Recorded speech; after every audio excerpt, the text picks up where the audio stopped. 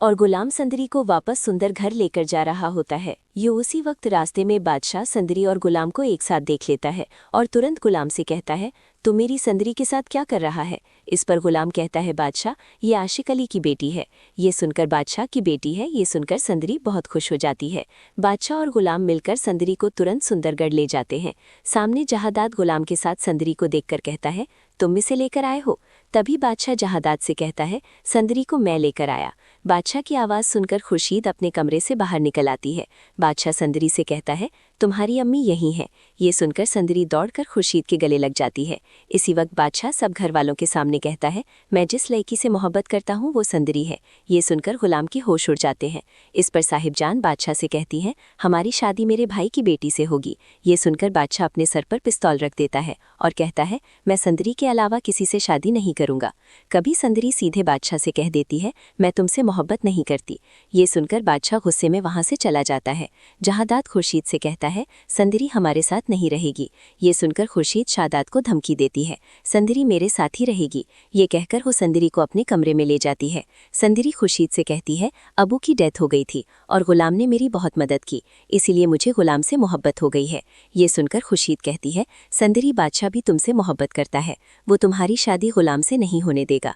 ये बात पीछे से जहादात सुन लेता है और कहता है, संदरी मैं तुम्हारी और गुलाम की शादी अपने हाथों से करवाऊंगा, लेकिन ये बात बादशाह को पता नहीं चलनी चाहिए। ये सुनकर संदरी बहुत खुश हो जाती है। जहादात तुरंत गुलाम को बुलाता है और कहता है, आज अभी तुम्हारा और संदरी का निकाह होगा। ये सुनकर गुलाम तुरंत मौलवी साहब को बुलाने चला जाता है। जहादात बादशाह को किसी काम के बहाने दूसरी सिटी भेज देता है। बादशाह सुंदरगढ़ से जा ही रहा होता है कि अचानक एक नौकरानी उसे बताती है, आज संदरी का किसी से निकाह हो रहा है। ये सुनकर बादशाह हैरान रह जाता है और तुरंत संदरी के कमरे में पहुंचता है। सामने संदरी दुल्हन बनी खड़ी होती है। बादशाह संदरी से पूछता है, तुम्हारा निकाह किसके साथ पड़ा है। इस पर संदरी कहती है, बादशाह मैं तुमसे नफरत करती हूँ और मुझे गुलाम से सच्ची मोहब्बत है। ये सुनकर बादशाह की आंखों में आंसू आ जाते हैं। गुस्से में बादशाह खुर्शीद के सामने ही संदरी को किडनैप करके अपनी गाड़ी में बैठाकर अपने दूसरे घर ले जाता है। दूसरी तरफ गुलाम मौलवी साहब के साथ स्टेज पर बैठा होता है। जहादात संदरी और खुर्शीद को बुलाने जाता है तो सामने खुर्शीद रो रही होती है और कहती है, बादशाह संदरी को जबरदस्ती अपने साथ ले गया। ये सुनकर जहादात तुरंत गुलाम के पास जाता है और कहता है, संदरी को बादशाह ने किडनैप कर लिया है। ये सुनकर गुलाम बहुत गुस्से में आ जाता है। इसी वक्त उसके मोबाइल पर एक वीडियो आता है जिसमें बादशाह जबरदस्ती संदरी के साथ निकाह कर रहा होता है।